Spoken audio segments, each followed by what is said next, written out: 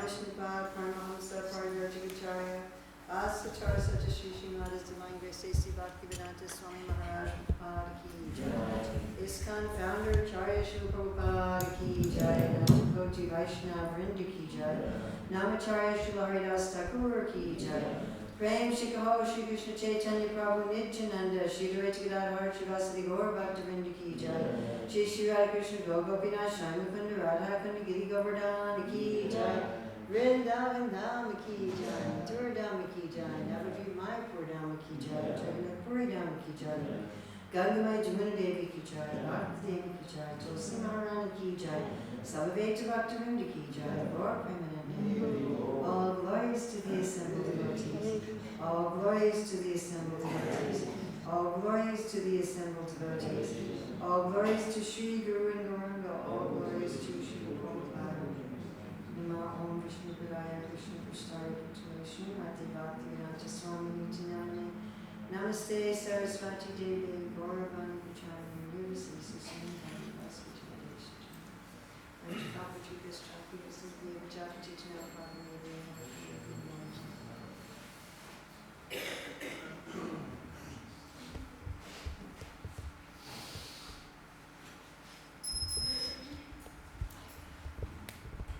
So if you can imagine that your daily life has come to include all the activities you've always dreamed of, that you love the work you're doing, what you're producing, and you're making a meaningful contribution. That you have the types of prosperity that enrich you and that you joyfully share with others. So this is the concept behind career Dharma, and we look at identifying our ideal career field and prosperity type, learning the secrets of making our work deeply meaningful, progressing toward Dharmic mastery, and then the whole system for peace and prosperity. Maybe we could bring the food chart back in here. So again, we're looking at 9 principles of career Dharma. And if we could all read these with me. Connecting our nature with our livelihood, advancing through life while nourishing our nature, extending our prosperity to others, ethical and meaningful work of value, delight in cherishing our prosperity and field work, having celebrations of the sacred in our life and work, above the shades of ego, maintaining societal balance, cooperation between fields and competition within the fields, all-inclusive sustainable prosperity. And at least in English, when you put this together, you spell career Dharma. Very exciting. So the classes that we did in depth the last 2 days, I'm going to go over that material extremely quickly. And I'm going to spend more time on the material we did not cover on Saturday and Sunday. So if you were not here on Saturday and Sunday, I would suggest that you try to watch those online. I mean, I will be touching it, but I'm just going to touch it. It's just going to be a quick review. Also, we do have the book available today in Bhaktivedanta Library Services. So you can get yourself a copy of the book. It's also available on Amazon in print and ebook, and soon audiobook. The audiobook's done, we just have to get it up online. So first we're going to look at identifying our prosperity type and career field, which is principle 1, connecting our nature with our livelihood. So often we think of career success as just being about money. And I'm going to ask again, because some people haven't been here over the weekend, so I hope you don't mind if I have to do some of these things again. Have you ever met anyone, heard of anybody, read of anybody, know anybody who didn't have a lot of money but had a rich life? And have you ever met anybody, heard of anybody, read of anybody who had a lot of money and an impoverished life? So somehow we all know that there's not a one-to-one equivalence between feeling that we have a rich, prosperous life and having money. And we're not discounting that everybody needs money. They didn't give me this computer for free. I had to pay for it with money. So we need to have some money. But that's not the be-all and end-all of prosperity.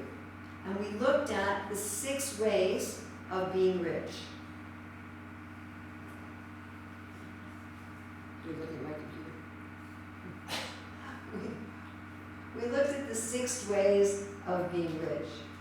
And we'll go through these again very briefly. And I think most of you ended up with your list, your prioritized list. And if you want to go more deeply into this in the book, it's in chapter 2. And we have an exercise in Appendix A where you can look at different careers and identify what types of prosperity are coming from those careers. And then we have an exercise in Appendix B, which is like what I did up on the board with that one gentleman, where you put these in order and then you actually compare them to see what's your priorities.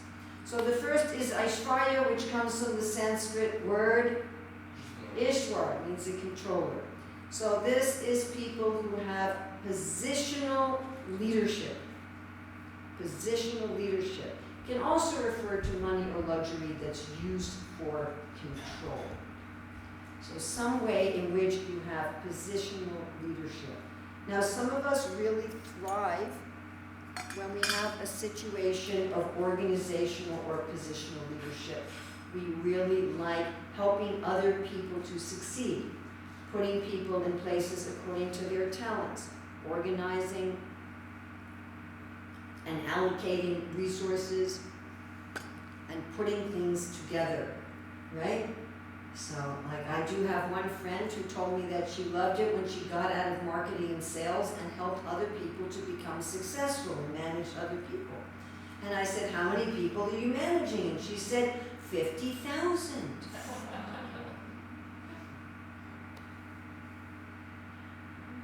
So that's something that really makes some of us feel very prosperous. Wow, I'm actually helping to organize all, and other people don't like this. Other people want to just manage themselves. And I know of people who, when they're put in a position of management and leadership, they actually become ill and exhausted.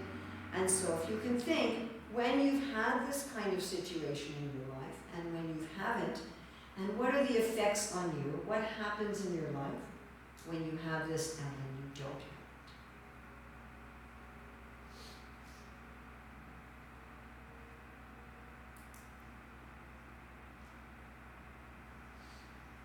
And the next is Gyan. So Gyan is knowledge. So a lot of us want jobs that fill us with constant learning. We're insatiable curiosity people. And if we're not constantly learning things in our job, we feel like we're just drying up. There's other people who don't want work like this. I've given in-service training to teachers who say, why do I have to keep learning? I already know all the skills I need for my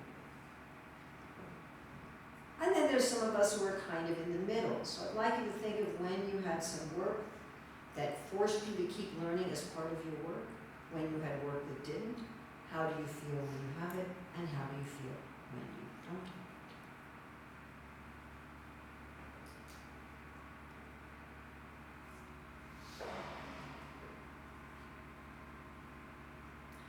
it? And the next is virya. So this is health and strength. So I know some people who love their job because it's very physical. Like I have a friend who works in construction. He loves the physicality of the work. I remember talking to someone here years ago who said she loves taking care of the cows because it involved a lot of walking and physicality. I also have a friend who runs an Ayurvedic restaurant, and one thing she likes about her work is she eats all Ayurvedic food. So some of us have careers that intrinsic to the career is some aspect of health and strength. Others of us don't want to have this as part of our career. We want to just do mental work in our career, and we want to use physicality as a break from our work. We don't want it as part of our work.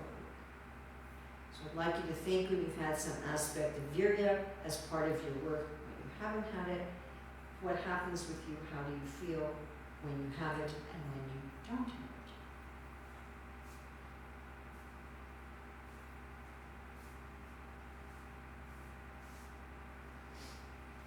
And the next is Shri. So Shri applies to, it really means kind of glittery splendor. And it can really be talking about any kind of beauty. So this can mean visual beauty, auditory beauty, olfactory beauty, tactile beauty, beauty of nature, and it can also refer to charismatic leadership, which is different from Aishvarya, which is controlling leadership. So some of us really want Shri as a part of our work. Maybe we like to work outside in the garden with nature.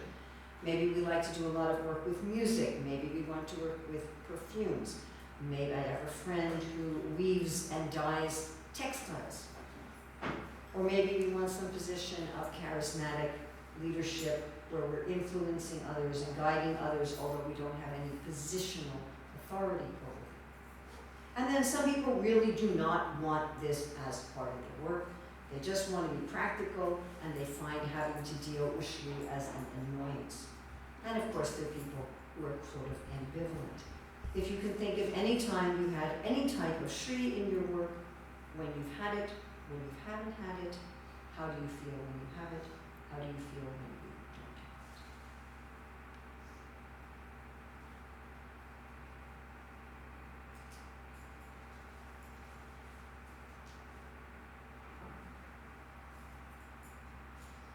And then we look at Yasha. Yasha is fame, but it's fame for righteousness. It's not just fame. Yasha is actually a person who's the child of Kirti and Dharma, talking about someone because they're righteous. It implies that you have a supportive community as part of your work, that you're working with teams who are appreciative, who acknowledge other people's work. They're not just task-focused. And there are many people who only thrive with Yasha in their work. I know some people that if you ask them to get something done on their own, they find it difficult to be productive. But when they're part of a supportive team that's really acknowledging each other and admiring each other, then they can immediately be very productive. And other people don't want Yasha as part of their work. They want to work alone, or if they're working with a team, they just want it to be completely task-focused, and they want their socializing to happen outside of their work. They want there to be a clear demarcation, and other people are more ambivalent. I know when I taught this in Zurich, actually one of the organizers of the program came up to me afterwards and said, I realized that without Yasha, I really can't function in my work. So I'd like you to think about when you've had this as part of your work, when you haven't had it, how do you feel, what happens in your life when you have it or when you don't.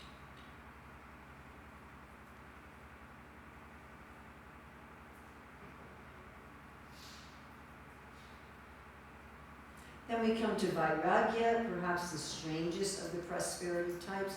It literally means without attachment. And sometimes people think that's kind of an anti-prosperity, but is a way of feeling rich for some people. Freedom and equanimity. So this may involve jobs with a flexible schedule, a job where you can ride a bicycle to work and you can have a very minimalist lifestyle. Maybe a job where you're always traveling, living out of a little suitcase. Maybe a job where you're very detached from the social and emotional aspect of life. Something where there's a tremendous amount of freedom and equanimity and detachment. Now again, some people don't want this as part of their work. There are some people who really want security and stability and a regular schedule, and they're not really into a minimalist lifestyle.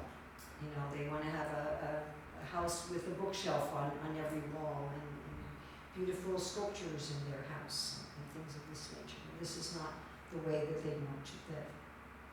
Just like going through everything and ending at 9, my ability to really take questions and discussions for this is going to be extremely limited. So I tried to do that more on the weekend, and especially yesterday I left a whole half an hour for discussion. But unless it's something like really intense, I don't have time today. So I'd like you to think of when you had that and when you didn't have it in your work. How do you feel what happens to you when you have Vairagya, and how do you feel and what happens to you when you don't?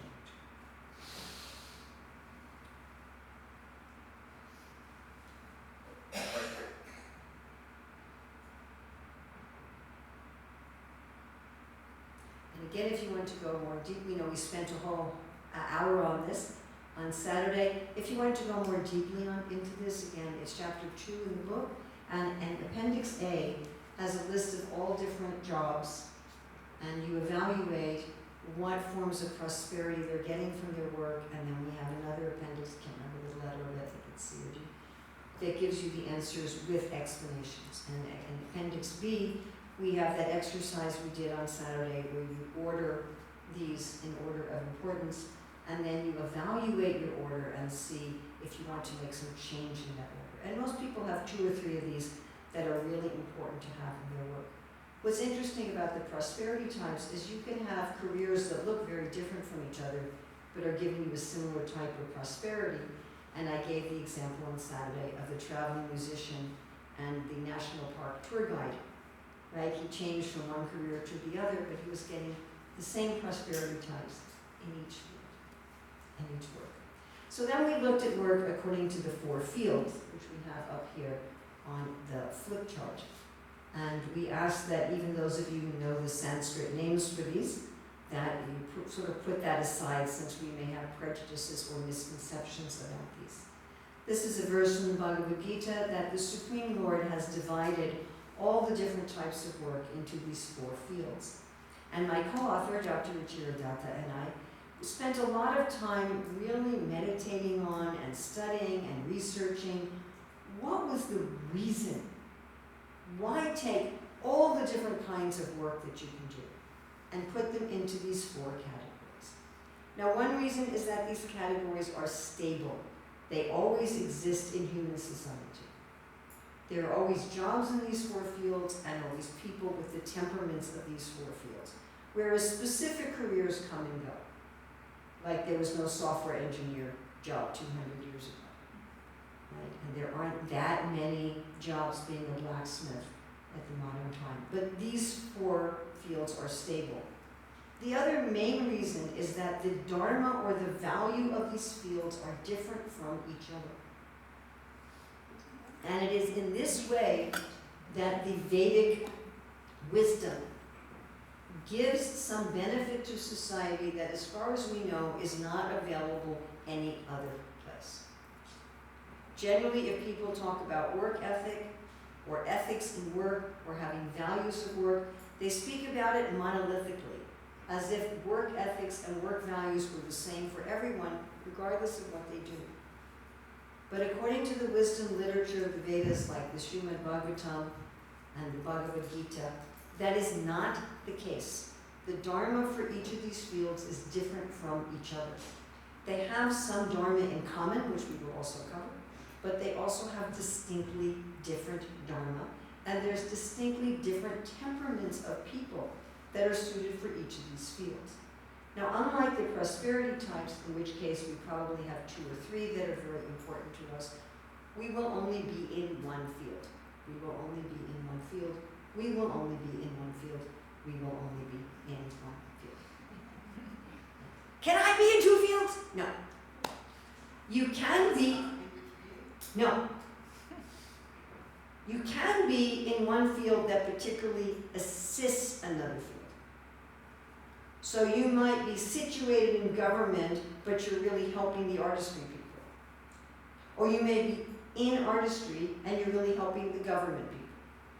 So you can be in one field that's really assisting another field. But your own work is only going to be in one field. So we're going to fly through the definitions of the field and the definitions of the temperament, since I spent an hour and a half on each of these over the weekend.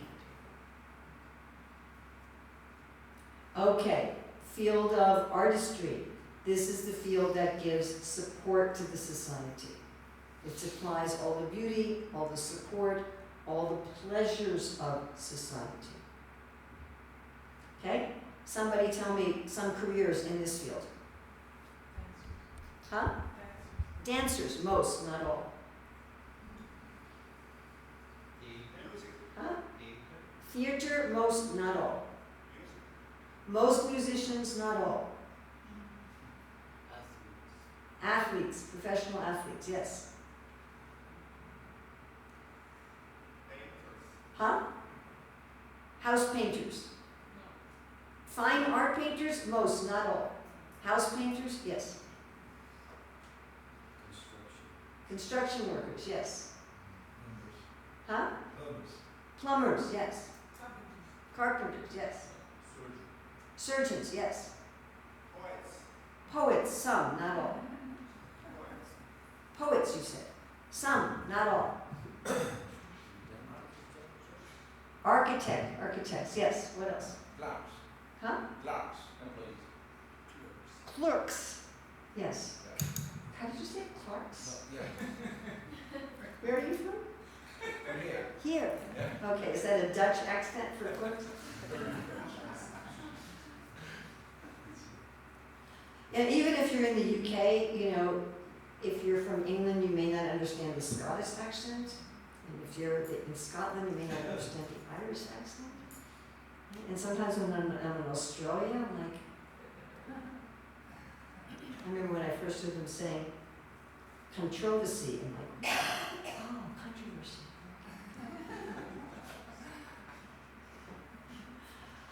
Okay, now the temperament of the people who work in this field. Someone tell me something about the temperament of the people who work in this field. Honest. They're honest. Honest about what? About the details of their work. About the details of their work. They're going to say, this is how much the pipe cost me, here's the receipt, and this is how much my labor costs. They're going to say, this is what's wrong with your car, and this is not what's wrong with your car. They're going to be honest about it. This is the quality of the sheetrock I'm putting up on your wall. Right? What other qualities do people have who are suited for this field? Huh? They want to please customers or clients. They want to please the customer or the client, and getting appreciation and recognition from the customer or the client is just as important to them as getting paid. Sensitive. I don't know about sensitive, but the people, they have to be somewhat into providing sensory pleasures for the society. They may not necessarily be sensitive. Passionate about work. That should be true for all of the four fields. By the way, are wrong answers as much learning as right answers? 1, 2, 3? Yes. Detail oriented. That could be any of the four fields. Huh? Service attitude. A service attitude, yes. Thank you for translating that. Very concrete. This is a very concrete field. What constitutes excellence in the work, how you get your training is very concrete. It's very known. How do you train someone to be a carpenter? There's a known procedure. And what is a table? I mean, this table has one leg and that has 3, but you still know it's very, very concrete. It's not an abstract. What is a table, really? It's not like that. Okay. Anything else you can tell me about the temperament of people suited for this field? Like to serve, yes. Satisfied. Satisfied. These people are naturally satisfied. What are they satisfied with? With their service attitude. They're satisfied with their service attitude, but also Simple pleasures. simple pleasures, yes, simple pleasures and comforts of life. These people, they want a comfortable home, good food, nice clothes to wear, loving people in their life, and if they can have that, and they can hone their craft or their service, they're getting appreciation, they're paid a decent wage, then they're not ambitious for more than that. I mean, they might not mind if they got a lot of money, but it's not something they're going to be working hard for. Does this, you follow? So in that sense, these are very satisfied people. Okay? And what are the questions they ask about their work? Are you happy? Is it useful? What are the questions they ask about their work?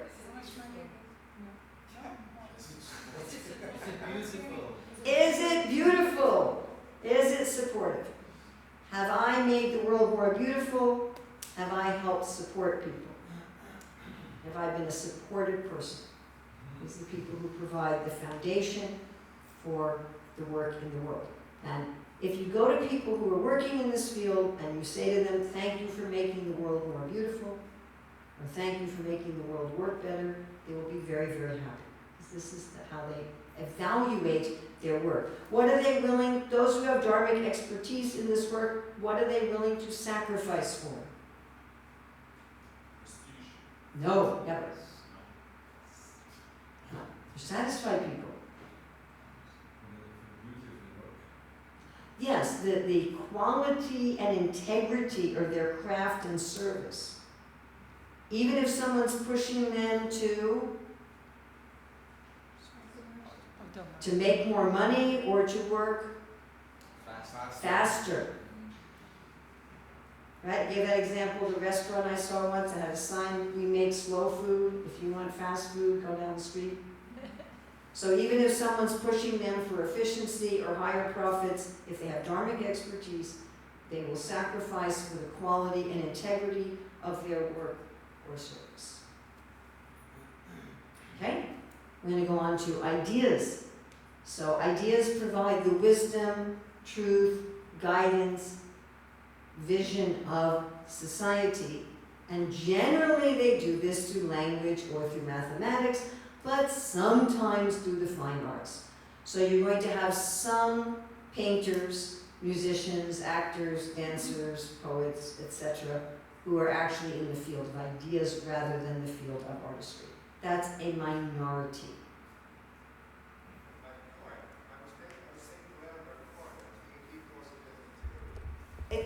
There's You get a mic? machine outside, and you're being over there, I actually can't hear you. I was just saying, because initially I was thinking about the poet named Leonard Cohen, who was having so many wonderful ideas. And that's the reason why. Well, there are. I mean, if you're writing poetry like, cherry blossoms come in the spring, and the river flows gently as I sit and drink my tea. That's in artistry. But if you're writing poems about philosophy and wisdom and truth, that's ideas. So most, and if you look at like writers, so if you're writing, again, books on philosophy, wisdom, guidance, help, that's ideas. If you're writing, romance novels and detective novels and the biography of Donald Trump or Elizabeth Taylor, that's in artistry. Okay, so what other careers are in ideas? Teachers, unless you're just teaching people how to change your tire. Okay, but if you're actually teachers, yes, what else? Scientists. Researchers, yes? Consultancy. It's really hard to hear you back there. Consultancy. This is the last time I'm sorry, it's just that there's a machine outside. So it's really difficult. It depends what you're a consultant about. So if you're a business consultant and you go into businesses and you're trying to teach them how to make more money and how to deal with their market, then no. Any other careers in this field? Astrologer, yes.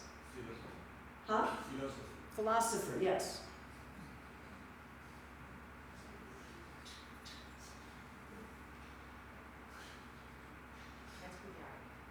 If you're full-time pujari, not something you do sometime on the weekend or, but if that's your full-time work, yes. Astrologer, yes. Priest. Huh? Priest. A priest, minister, rabbi, imam, yes. Doctor, but not surgeons or dentists because they're considered like plumbers and carpenters. What'd you say? I said with better salaries. With better salaries, yes. Okay?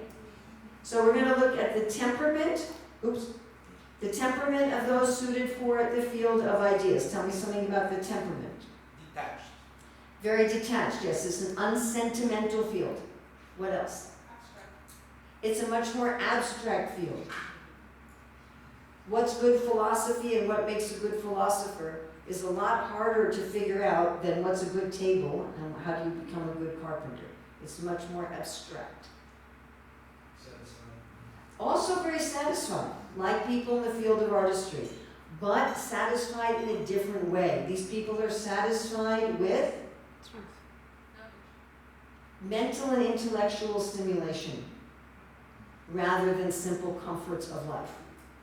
In fact, they may not even be very interested in simple comforts of life. What else about the temperament of people suited for this field? Very straightforward, honest.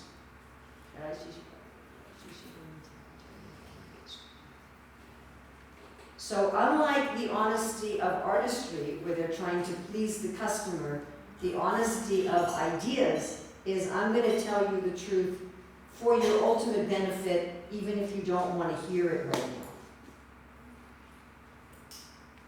You know, if you don't lose weight and stop smoking, you're going to die from, you know, I'm going to tell you something that you don't want to hear necessarily in a very straightforward way. Any other ideas about the temperament of this field?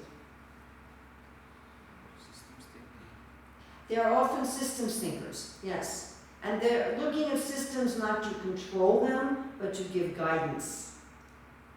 You see multiple realities. Often can see nuances and see things in context because it's a very abstract field.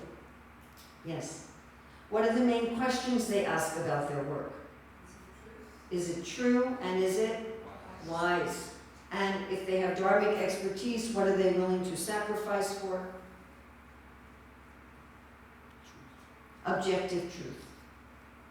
Objective truth. Are all the intelligent people in the world in this field? No. Are there intelligent people in all four fields? Yes. But you do tend to have the intelligentsia, and the scholars tend to be in this field. And are all the jobs in this field intellectual jobs? Are they all intellectual jobs? No. There are many jobs in this field that are not intellectual jobs. You could be a teacher of 6-year-old children and not be an intellectual, and you would be in this field. I just can't. I can't. I just can't. I can't. I don't have time. I'm sorry. Oh, I can't. I'm sorry. If you want to know what I mean by Dharmic expertise, please see the video of the class I gave yesterday morning. What I'm teaching right now, I taught in depth on Saturday and Sunday. So each of these points I spent an hour to an hour and a half on that I'm now running through in 5 minutes. And so you can look back with you or you can read the book. I'm sorry. This is a summary. And I'm supposed to end at 9. I probably will end at 9:05 as it is. Okay, we're looking now at the field of resources. Can you tell me some? This is the field that provides all the resources. They provide all the raw material for food, construction, clothing, medicine, and so forth. Can anyone tell me what careers are in this field? Business, if you're running a business, yes. Not a little tiny business. Like if you're a potter and you have a little shop to sell your pottery, that's in artistry. Right? But this is if you're really running a business. What else? Farmers? Yes. If you own the farm, not if you're picking the apples. What else? Textile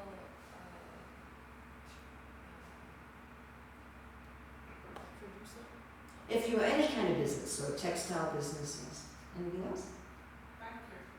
Banker, not the tellers in the windows that give and take your cash, but the people who run the bank, financial advisors, financial analysts, the people that sit at the tables, you know, when you sit with people at the tables and they help you with your mortgage or things like that. So all of those people in banks. So traders also? Yes, traders also. Yes. Huh? It depends. In India, accountants are in the field of government. They act like lawyers. And it depends what you're doing as an accountant. Some accountants are just going to be in artistry. If you're actually giving financial advice and you're analyzing things and guiding people in that, then you'd be in resources. Okay, the temperament of people suited for the field of resources. Expansive. The Bhagavatam says they're always thirsty. Always wanting more. Why? Because they have to feed the world. They have to clothe the world. They have to house the world. They have to be expansive. What else is their temperament? Non-sentimental. Non-sentimental, yes, it's an unsentimental field. What else? Very detailed. They look into the details of the They also have some degree of systems thinking, yes. It's really hard to hear people with that machine going. It's really annoying, by the way. So yeah, they also can look at systems, but they can look at systems of their work.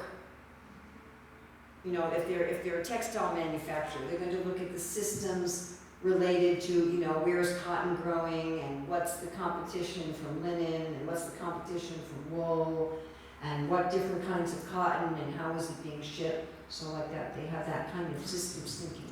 What else is their temperament? Practical. Very practically, it's an unsentimental field, yes. Competitive. Well, we're going to talk in a few minutes about competition in general. The truth in their work is flexible. The truth in their work is flexible. That's one of the most diplomatic ways of putting that they're diplomatic that I have so far heard. Yes. It's not a field of honesty, it's a field of diplomacy. So you don't go into business, the businesses you go in, they don't say, this was our cost for this item. They don't say, this is how much we paid for the pipe, and this is how much we're selling it to you for. Whereas in artistry, they say, I paid 20 euros for the pipe, and I'm selling it to you for 20 euros, and I'm charging you for my labor separately. And advertisements are certainly not completely honest. Right? I guarantee you, if you buy that toothpaste, it doesn't mean you're going to get the beautiful girl. Oh, are you using that toothpaste? No, it's not, we don't expect it to be completely honest. Anything else you can tell me about the temperament? The focus and a bit more concrete. Okay, it's much more concrete than ideas, but more abstract than artistry. Because what makes a good business or a good business person may vary considerably from one country and culture to another. It's not quite as easy to define. Also remember, they want to put their oxygen mask on first. They've got to make sure that they're making money or else they can't feed the world. And they have to make sure there's a profit. Remember that these people certainly are generous, but they want to take care of themselves first. And remember, this field provides most of the employment, pays the bulk of the taxes, the bulk of the charity, and so on. And what are the questions they ask about their work?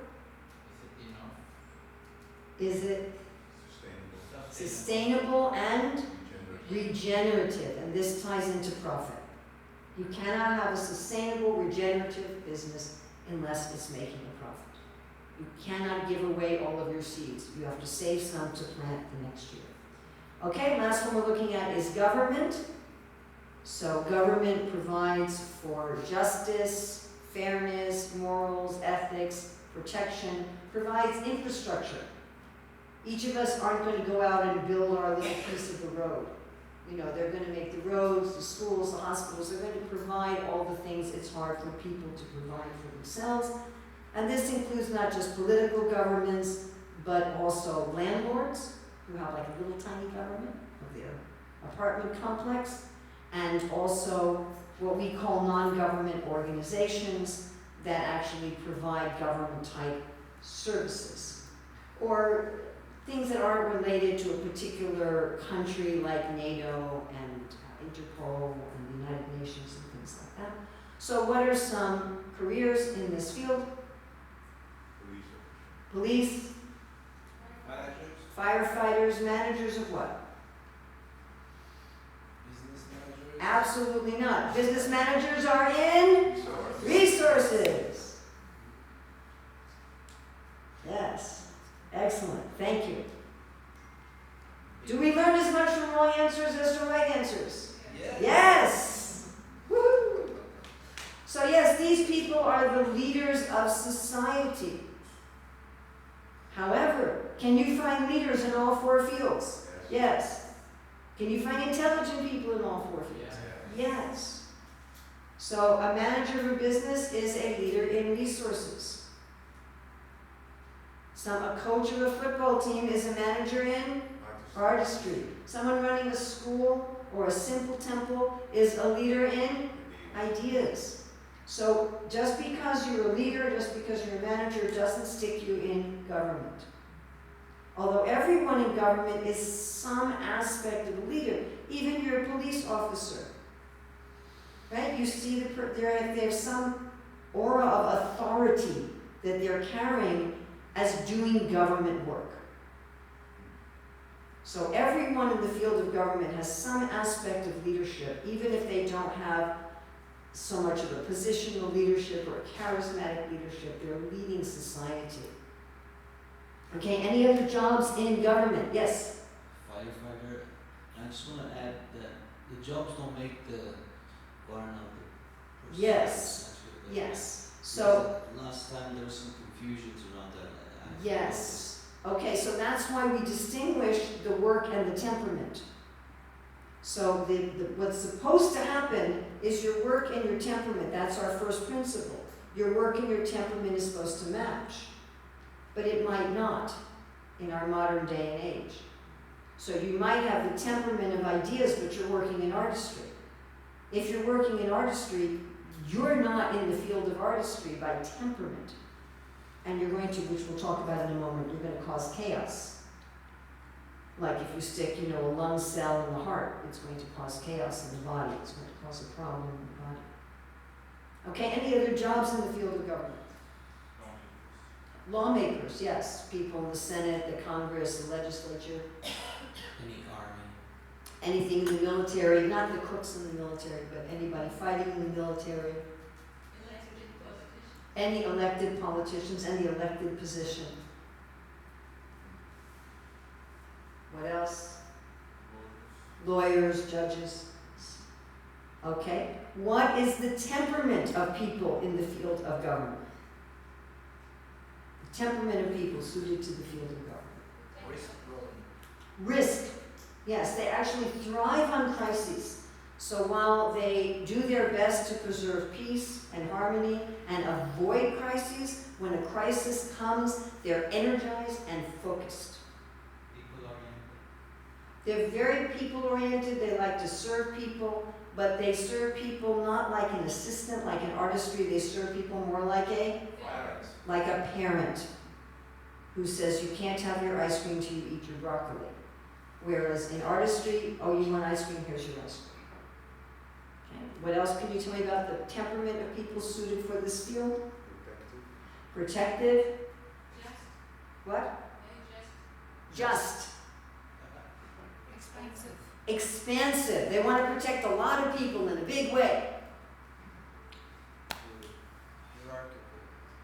Tend to be more hierarchical, yes.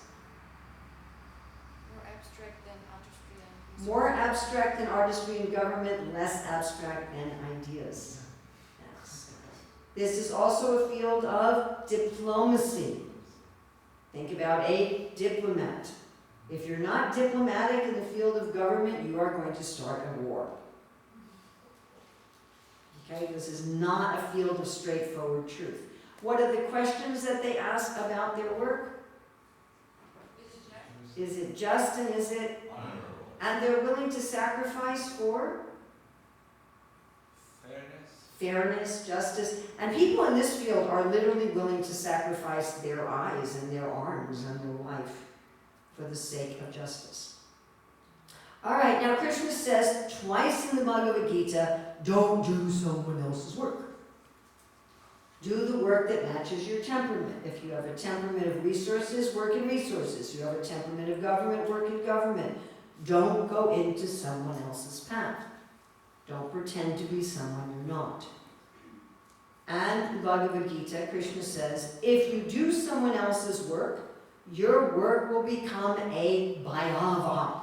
Your work will become a vehicle of fear. Like if you're trying to drive a boat on the road or a bicycle in the sky, it will be fearful for you and everybody else. And we looked about the harm and the benefit that come to us as individuals. Swadharma means our own work, paradharma means someone else's work. When I do the work that matches my temperament, I will feel energized. I'll forget it's lunchtime. I won't want to go to bed.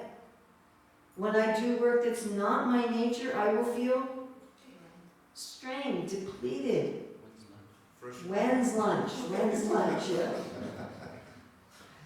Another 3 hours for lunch? Maybe I can take a break and do something. When I do the work that's my own nature, my mind is my friend.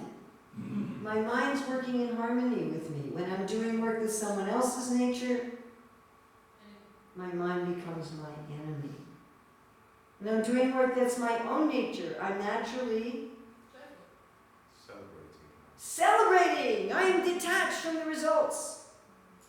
I'm enjoying what I'm doing, and I still need to get paid, but I'm thinking, if I didn't need to get paid, I would do it anyway. I'm detached from the results. Success, failure, happiness, distress, honor, dishonor.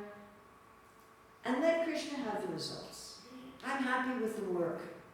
When I'm doing someone else's work, the work doesn't satisfy me, and therefore I become very attached. It becomes all about the money or the prestige or the facility and that, and I really can't surrender the results to Krishna. Okay, looking at principle 2, advancing through life while nourishing our nature. So there's a difference between having dharmic expertise in a field and an inclination. So our Shastras describe dharmic expertise in each field, but when we're trying to understand what field we're in, we want to look perhaps at a beginning inclination. Maybe we haven't been trained in the Dharma of our field. One way we can tell our inclination is that Krishna says our nature cannot be repressed. You may do someone else's work, but your nature is going to come through anyway. When we see in young people, that nature may come out in troublesome ways if they haven't yet been trained in the Dharma. Jen, I have literally 15, 20 minutes. Sorry. I'm thinking about Duryodhana. He was saying that's my nature, so why do you accuse me about anything? So that's... Was it Duryodhana's nature to work in the field of government? Yes.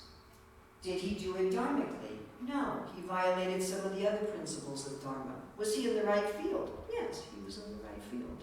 Did he do it rightly? No. So I can be making a mistake because I'm in your house trying to enjoy your house as if it's mine and stealing your things. And I can also be in my house making a mess of things. I can be in my own house but leaving trash all over the floor and never washing the dishes and never repairing the plumbing. So that's another problem. So a lot of times we need to look at what is a person's nature that may not yet have been trained. Remember I talked about the guy who would do this in his class all the time and ended up being a drummer? And understanding how we're going to nourish our nature relates to how we advance naturally through life. So the idea is that when we're young, our nature should be ascertained. We should be trained in that nature so that by the time we're 18, 20 years old, we actually can know what is our career, where we should go. Then in the prime of life, we're working according to that nature, making a contribution to society. When we hit middle age, we can retire from working and guide others. And when we're at the very end of life, we have nothing to do with any of this, and we prepare for our final journey. All right, is that enough? No!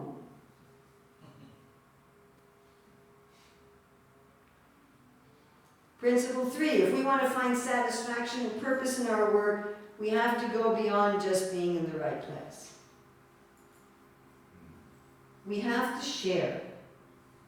Krishna says in the 18th chapter that even the great souls have to give in charity. We have to share. We have to have a mood of giving.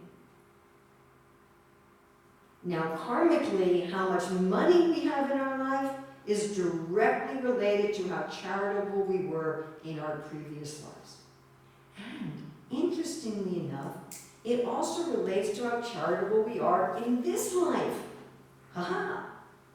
You're not just stuck with your past karma. There's a lot of evidence that people who give more charity in this life can end up being 6 times wealthier than those who don't give charity. Now, charity isn't just about money. Remember, we talked about the 6 types of prosperity. By the way, I'll share this PowerPoint. Just message me and I'll share you a copy. And we have the book as well. So we have a whole chapter on this. So this is just a little idea. Whatever prosperity we're enjoying, share it. I'm enjoying Vairagya. How do I share that? I could volunteer to help people donate used clothing. I could volunteer to teach people about forgiveness and equanimity. If I'm enjoying Aishwarya, I can use my leadership ability in some kind of volunteer capacity. Whatever I'm enjoying in my life, I can share that with others. It's not just money. If you don't have a lot of money and you can't give a lot of money in charity, there's a lot you can still give. Without giving in charity, we become very selfish and self-centered. And those people aren't happy in their work. And I always give the example of Christmas. Why do businesses make so much money at Christmas time? Telling you to buy gifts for other people. There seems a kind of illogic with that. The other people might not like what I give them, and I might not like what I get. So why not spend all of that money just buying things that I want? Would that work? If the store said, take the 2,000 euros you've saved up for your Christmas shopping and spend it on yourself. Nobody would do it. We get far, far more pleasure by giving. And we will not find satisfaction in our work if we just make money and use it all for ourselves.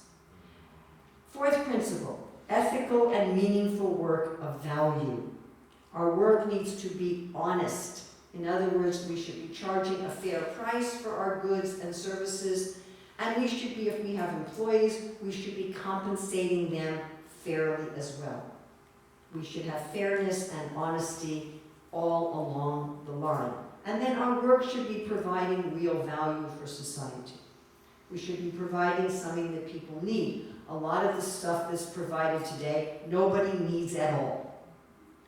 Or it's actually harmful, like, say, the tobacco industry. So our work shouldn't be harmful. I don't think we can absolutely avoid harm in the modern society. Somewhere down the road, we're using something in our work that involved some harm to somebody in Africa or China, maybe. But as far as possible, we should avoid being harmful and real value. Now, we can take this, we have a chapter called Esoteric Work of Value. We can have work that goes beyond providing something of value like toothpaste, and we can actually provide transcendent value. And this is such a wonderful thing to meditate on. We can provide value beyond what people karmically deserve. We can be an agent of real dynamic good in the world through our work. And this is something that my co-author and I call the cycle of frustration. That, okay, you follow your Dharma, you get your prosperity, from that you enjoy. But if it's just on the material platform, eventually you'll feel frustrated. And you'll want to change jobs, or you'll want to stop working, and that won't make you happy, and then you're going to go back to your Dharma. But above that is prema, or love. If we work with love for our work, love for the people we serve, or the animals, or the land, love for ourselves, and love for the divine, then we can actually be an agent of dynamic, ever-increasing good for someone, regardless of our job. Another way that our work should be ethical, surprisingly enough, is to work in our own field. As soon as we work out of our field, even if that work is seemingly ethical and honest and providing value for society, we intrinsically create harm in our work. And we talked about all these field crossings. When people with the mentality of resources do government work, they may try to profit out of government. When people with the mentality of government work in resources, their concept of social justice may mean that the business fails. We talked about when the government took over the farms in the former Soviet Union, and people died of famine. Crossing government and ideas. When people with the mentality of ideas work in government, they're going to tend to be too soft on crime. They're going to want to do a lot of research and not make decisions in a timely manner to benefit people. When people with the mentality of government work in ideas, they may tend to politicize knowledge. You can think of history books written by politicians. Or they may tend to impose a more hierarchical structure on ideas that stops the free flow of knowledge. When people with the mentality of ideas work in resources, they're not going to tend to have this expansive quality, and they're probably not going to feed and clothe the world. They also may feel that it's not ethical for them to be making money, and therefore they may just give things away. When people with the mentality of resources work in ideas, they may think it's unethical to do theoretical research that doesn't have any immediate financial gain, and they may reject that research. Or they may profitize knowledge. They may try to have knowledge, put out knowledge that is going to make more money for them rather than giving objective truth. When people with the mentality of artistry work in government, they're not going to be willing to run into a building with an active shooter because they're not people who are high risk takers. They're also going to struggle with the more abstractions of government, and they may not be able to make decisive decisions in what we call the fog of war. When people with the mentality of government work in artistry, they may find it very difficult to please customers or clients, and they may become insubordinate. They may also feel very frustrated that they're not able to work for justice, and they may become vigilantes or in some ways cause agitation in society, trying to get justice and fairness in a way that they can't do it directly. When people with the mentality of ideas work in artistry, we're going to have the same problem as government-minded people working in artistry. They're not going to want to please customers and clients, and they may be really bad workers. They may be insubordinate, they may miss deadlines. There's some way they're going to try to show their tendency towards freedom. They may dry up the field of artistry. They may be too detached to provide for the sensory pleasures of people in the world. When people with the mentality of artistry work in ideas, they may bring sensuality to knowledge as if you were putting spices in the eyes of the world. Or they may just think, what is all this theoretical study? It's like crossword puzzles. You know, they may not see the value of it, and they may neglect it. Or they may be corrupted by their natural desire to please and to have basic comforts in life. When people with the mentality of resources work in artistry, they're going to want to make more money faster. And therefore they're going to be at odds with that basic dharma of resisting making more money faster and preserving the craft. So they may automate craft. They'll destroy the craft if they work in that kind of a field. They may take away the inspiration of entertainment and replace it with lots of sex and violence just to make more money. When people with the mentality of artistry work in resources, they're not going to be expansive. They're happy to have a little bakery, but they're not going to give out bread to the world. And not having that sustainable, regenerative mood, they might not take proper care of resources and have businesses that are causing pollution. And in this way, as soon as we work out of our field, our work becomes intrinsically unethical. Now we're going to progress to dharmic mastery. Now here's what Duryodhana didn't do. He didn't take delight in cherishing our prosperity and field of work. Whatever prosperity we get, we're getting from nature. We're getting from Mother Nature.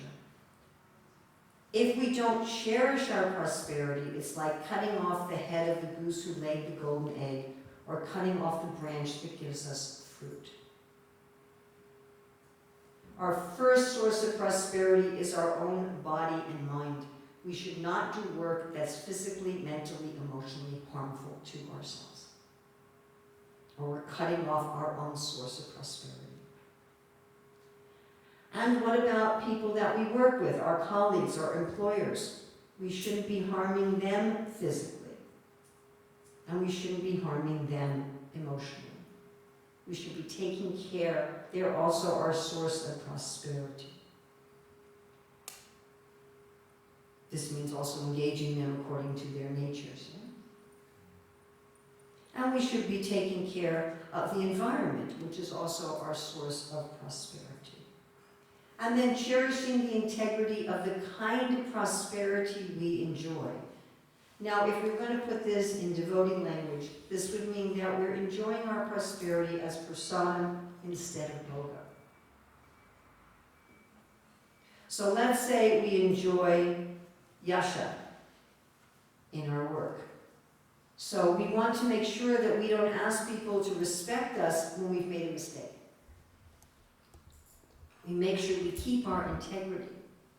If we're enjoying vairagya in our work, we don't want to be so detached that we don't care about anybody. We still want to sacrifice for the good of others. If I'm enjoying aishvarya in my work, I want to help other people also to be leaders. I want to empower others. I don't want to go in a room as the big controller, overpowering others. I want to empower others. And then maintaining the integrity of your field. So our big problems in the world today are people working in the wrong field or people working in the right field that are not cherishing their prosperity and field of work. How do you cherish the field of artistry? Treat your customers and clients with respect. Keep high quality in your craft. How do you cherish the field of government? Make sure you put serving people first. Don't try to make a profit out of government. You're trying to make a profit out of government, you're in the wrong field. Treat all your citizens equally with equal justice. Take care of everyone's needs. Don't have special interests. How do you cherish the field of government? The field of resources. You've got to protect the resources. It's especially the people in the field of resources that have to protect the land, the water, the air, and animals. Make sure your prices are fair. These are the main employers. Make sure you're taking care of your employees. Make sure your financial dealings are honest. The diplomacy in this field doesn't mean you can cheat with money. If you're working in the field of ideas, make sure that truth is applied beneficially. Make sure you're always neutral, impartial, and objective. Be careful that other people can't control you financially to push you to skew truth. Respect other people's expertise in their own level of knowledge. This is a very short list. We have a whole chapter going into, we give historical examples, and we give a lot of references, and we go into much more detail. Principle 6, celebrate the sacred in our life and work. So in the Bhagavad Gita 3:16, Krishna says, Evam pavaritam chakram. Chakra is a wheel, and a wheel is, Prabhupada has a lecture on this. He says this wheel is always moving. So plants and animals take from nature and give back to nature. We have to do it intentionally. Prabhupada says we should pay our electric bill to the sun. So we need to take out some time to actually connect with our source. However one understands that. If one understands the source as God is the body of the universe, or one understands our source as the great undifferentiated energy, or as the Father, the Creator, the Witness, or as the Supreme, Wonderful, Playful Being, Lord Sri Krishna. However one understands the divine, we need to regularly give back to our source, to take some time out of our work and out of our life to connect, with the idea that then we will be connected at every moment. And our last individual principle is that people should work above the shades of ego.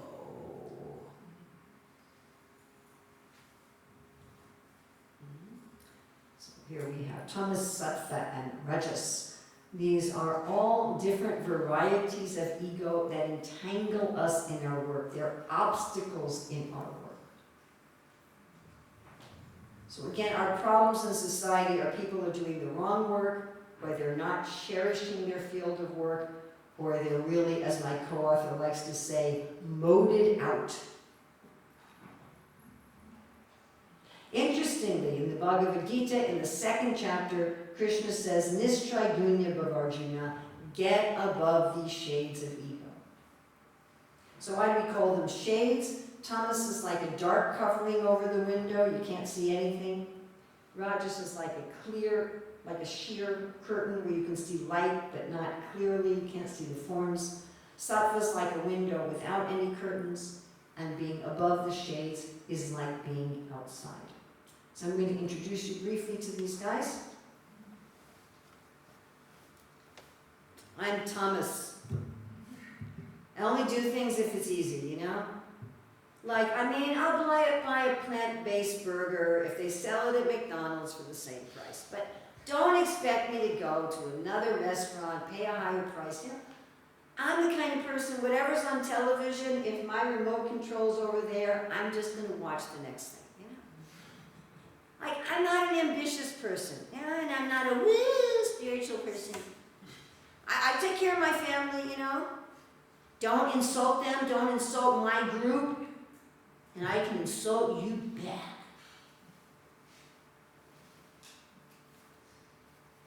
I am Rajas. I am righteous. I am hardworking. I am sacrificing. I have built the hospitals, schools, and roads of society. I have provided for the culture of society. You see all my possessions? I have earned every one of them with my hard work and sacrifice. And I will tell you how many hours I worked and how much I sacrificed and how much trouble I went through for all of them. I'm not a lazy person, and I'm not some spiritual person. And someday, my name will be in the history books, and my statue will be in the park. Then we have Sattva. I am Sattva. I am very spiritual. I am forgiving. I live in harmony with the world because it makes me feel so good inside.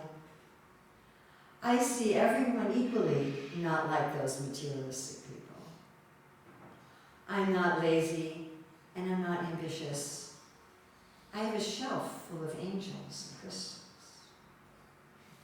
So we want to be above these shades. When we're above these shades, then we see life as an adventure with the divine. We see life as a playful adventure that we don't know how it's going to turn out, and we're co-creators in this wonderful dance with the divine. These shades are like the dark side of our work.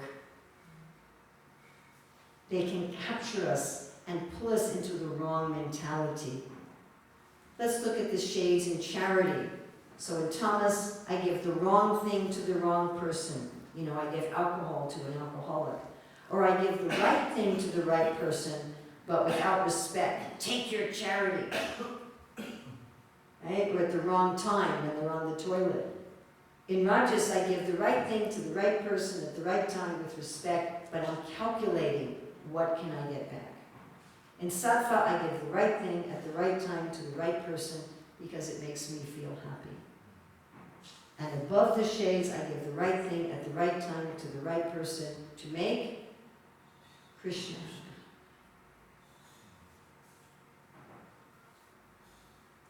If I'm going to work above the shades, this is Bhagavad Gita 3:30. 3 things to do, 3 things not to do. What not to do? Don't try to exploit my prosperity types. Don't think I'm an owner. I'm not the owner of my talents, my work, my wealth, and not be lazy or crazy. 3 things to do. Dedicate everything to the ultimate source. Always remember that I am not this body and mind. I am not this work. I am not the psychophysical nature, I am a spiritual being, and work according to my nature. So now we've looked at the individual principles, now we're going to look at the 2 principles for society. Very briefly, we have a whole section of the book on this. So principle 8 is societal balance, cooperation between the fields, and competition within the fields. So the fields need to cooperate with each other. Someone asked me a question over the weekend about cooperation. So ideas, trains, and guides. Government approves licensing, accreditation, provides proper venues and facilities. Resources provides the resources, the money and the raw material. Artistry acts as an assistant and also translates things from the other fields into artistic endeavor. Now, it would be lovely if everybody worked in their right field and everybody cherished their field and nobody was under the shades of ego, but that's not always going to happen. So we need some checks and balances. Ideas holds government to the rule of law. Think about the role of a free press. Government, of course, makes and enforces laws. Resources decides how and where they're going to spend their money. Artistry decides what they're going to translate into artistic expression. Now, competition, you talked about being competitive. There should be competition within the fields, but not between the fields. Prabhupada said competition gives life. So we would all like to do our best for its own sake, but competition reminds us of the limits of our abilities, where we can actually push our abilities. It inspires us to try to do better than we think that we can do. Now, this competition should be friendly competition, like a jewelry district or a fashion district that benefits both the businesses and the consumer.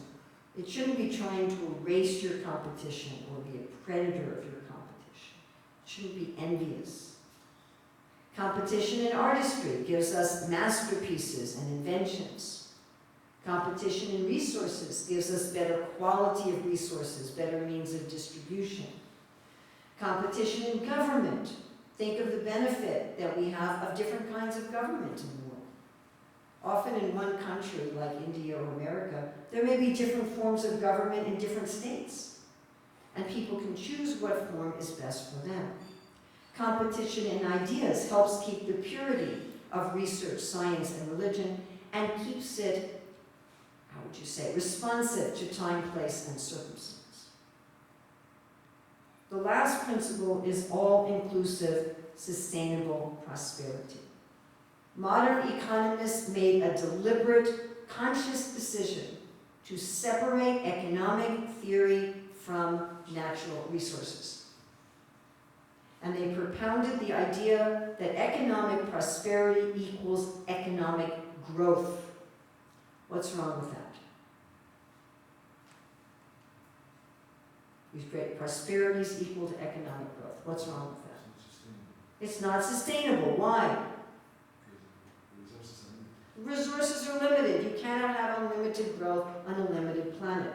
And if we identify economic prosperity with economic growth, we're going to be forcing. We're going to be forcing the land. We're going to be forcing the animals. We're going to be forcing distribution, and we're going to be forcing people.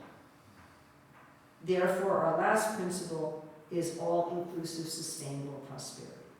Everyone should be able to enjoy their prosperity types, be able to be in their right field of work. We shouldn't have some people with $250 billion and other people who can't eat one meal a day. So we looked at identifying our ideal career field and prosperity type, going beyond that to learning the secrets of making our work deeply meaningful, beyond that to Dharmic mastery, and we looked at the whole system for peace and prosperity, and you can understand why I have no time for questions. So, thank you, those of you who are willing to stay a little past time to the end. If you would like more information about what we're doing in Career Dharma, you can sign up for our mailing list. We're about to release an audiobook. We'll let you know when that's out. We're also very soon going to release a full online interactive course on Career Dharma. We'll give you notice of that. We also plan to have a course in about a year training people to be consultants and coaches in Career Dharma. We'll let you notice of that. We'll only give you like probably 2 or 3 emails a year if you sign up for this. And if you want to just capture the QR code, you can capture it. So thank you very much. Anything good in this presentation is due to Srila Prabhupada. Any mistakes in this presentation are mine. Do not even blame my co-author. And I hope that you got some benefit out of this and that you can excuse any other thoughts.